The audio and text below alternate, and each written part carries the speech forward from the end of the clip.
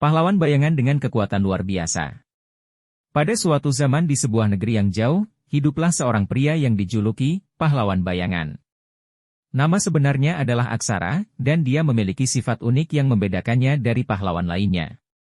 Aksara adalah seorang penulis dan penyair yang tinggal di sebuah desa kecil yang tenang di lereng gunung. Meskipun tampak biasa, Aksara memiliki kekuatan luar biasa dalam kata-kata dan ceritanya. Aksara telah lama memahami kekuatan kata-kata dan bagaimana cerita dapat mempengaruhi pikiran, perasaan, dan tindakan manusia. Ia memanfaatkan pengetahuannya untuk membantu orang-orang di desanya. Misalnya, ketika musim kemarau melanda desa mereka, Aksara menulis puisi yang indah tentang hujan dan air yang mengalir kembali ke tanah mereka. Puisinya membawa hujan sejati yang menyelamatkan desa dari kekeringan. Ketika ada konflik dan pertengkaran di antara penduduk desanya, Aksara menulis cerita-cerita yang memotivasi mereka untuk saling memaafkan dan bekerja sama. Ia menyadari bahwa kata-kata dapat meredakan pertentangan dan membawa kedamaian.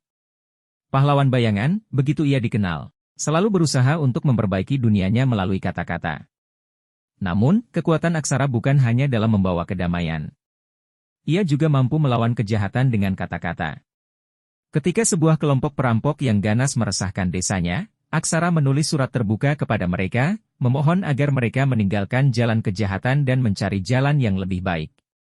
Suratnya berisi kata-kata yang begitu kuat sehingga para perampok merasa tersentuh dan memutuskan untuk berubah.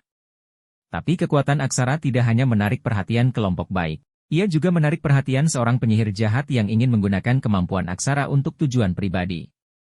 Sang penyihir mengirimkan pengikutnya untuk menculik Aksara, berharap dapat memaksa pria itu untuk menggunakan kekuatannya demi kepentingan jahatnya. Aksara diculik dan dibawa ke gua penyihir yang tersembunyi di dalam hutan. Di sana, sang penyihir mencoba memaksanya untuk menulis cerita-cerita yang akan memperbudak pikiran orang-orang. Namun, Aksara menolak untuk mengkhianati prinsip-prinsipnya. Ia menyadari bahwa kekuatannya hanya boleh digunakan untuk kebaikan, bukan untuk kejahatan. Saat Aksara menolak, sang penyihir marah dan mencoba mengancamnya.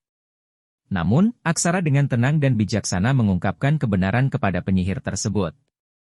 Ia menggunakan kata-kata untuk membuka mata penyihir dan membawa perubahan dalam hatinya. Dengan kekuatan kata-kata yang sejati, sang penyihir memutuskan untuk meninggalkan jalan kejahatan dan mencari jalan kebaikan. Setelah mengubah hati penyihir dan membebaskan dirinya, Aksara kembali ke desanya sebagai seorang pahlawan sejati. Ia mengajarkan penduduk desanya bahwa kekuatan sejati ada dalam kata-kata yang baik dan benar.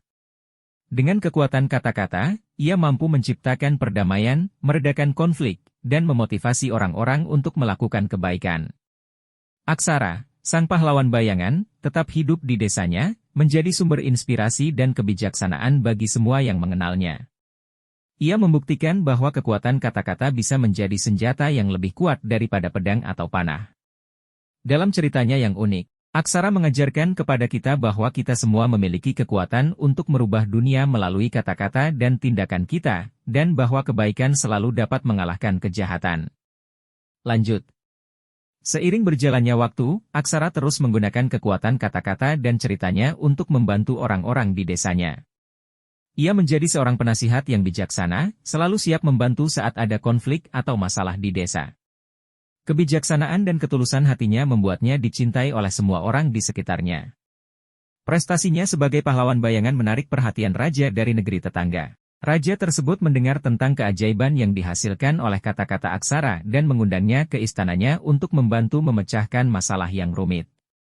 Meskipun Aksara tidak pernah memiliki ambisi menjadi seorang penguasa atau penasihat kerajaan, ia setuju untuk pergi ke istana sebagai duta perdamaian dari desanya.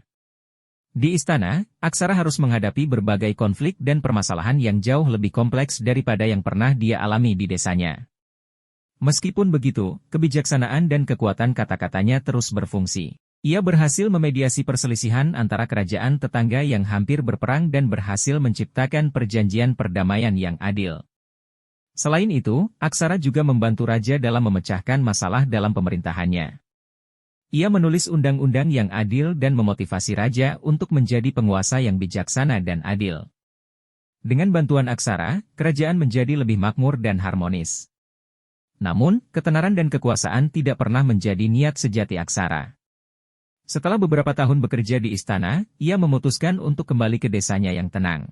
Ia merindukan kehidupan yang sederhana dan merasa bahwa tugas sejatinya adalah membantu orang-orang yang paling dekat dengannya.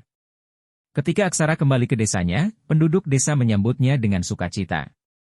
Mereka tahu bahwa meskipun ia telah mengalami pengalaman besar di kerajaan tetangga, Aksara tetaplah pria yang sederhana dan rendah hati. Ia melanjutkan misinya untuk menggunakan kekuatan kata-katanya untuk membawa perdamaian, kebahagiaan, dan kebaikan bagi semua orang di sekitarnya. Dalam ceritanya yang unik, Aksara mengajarkan kita bahwa pahlawan tidak selalu harus memiliki kekuatan fisik yang luar biasa atau kemampuan super. Ia membuktikan bahwa kekuatan kata-kata dan tindakan baik dapat menjadi senjata yang paling kuat dalam menjalani kehidupan yang bermakna. Aksara, sang pahlawan bayangan, tetap menjadi contoh bagi kita semua tentang bagaimana kebaikan dan kebijaksanaan dapat mengubah dunia. Lanjut. Beberapa tahun berlalu, dan Aksara terus menjalani kehidupan yang tenang di desanya. Namun, ada tantangan baru yang muncul di wilayah tersebut. Sebuah bencana alam besar melanda, menghancurkan sebagian besar desa dan membuat penduduknya terlantar. Rumah-rumah mereka hancur, lahan pertanian rusak, dan kebutuhan pokok mereka terancam. Aksara segera menyadari bahwa ia harus menggunakan kekuatan kata-katanya sekali lagi untuk membantu desanya mengatasi bencana ini. Ia mulai menulis surat-surat permohonan kepada para tetangga dan kerabat yang ada di desa lain, memohon bantuan dalam bentuk makanan, air, dan bahan bangunan. Surat-suratnya penuh empati dan kejujuran, sehingga orang-orang yang menerimanya merasa tergerak hati untuk memberikan bantuan. Tidak hanya itu, Aksara juga mulai menulis cerita-cerita inspirasional tentang ketangguhan dan persatuan penduduk desa dalam menghadapi bencana. Cerita-cerita ini membuat penduduk desa semakin bersatu dan bersemangat untuk membangun kembali desa mereka. Mereka bekerja keras bersama-sama, merajut kembali komunitas mereka, dan berbagi kebijaksanaan Aksara yang telah mereka kenal selama bertahun-tahun. Melalui upaya bersama ini, desa akhirnya pulih dan menjadi lebih kuat dari sebelumnya. Mereka membangun rumah-rumah baru, memulihkan lahan pertanian mereka, dan meningkatkan infrastruktur desa. Kebajikan, persatuan, dan semangat gotong royong menjadi ciri khas desa mereka, dan semua itu berkat kepemimpinan dan inspirasi Aksara. Sebagai pengakuan atas dedikasinya, penduduk desa memutuskan untuk membangun sebuah monumen untuk Aksara. Monumen itu adalah patungnya yang menggambarkan dirinya duduk dengan pena di tangan, siap untuk menulis kata-kata yang membawa perubahan. Patung itu menjadi simbol kebaikan dan kekuatan kata-kata yang abadi. Pahlawan bayangan, Aksara, menghabiskan sisa hidupnya di desanya, terus membimbing dan menginspirasi generasi berikutnya. Ia mengajarkan kepada mereka bahwa dalam kehidupan ini, kita semua memiliki kemampuan untuk menghadapi tantangan, merubah dunia, dan membantu sesama dengan kekuatan Ka.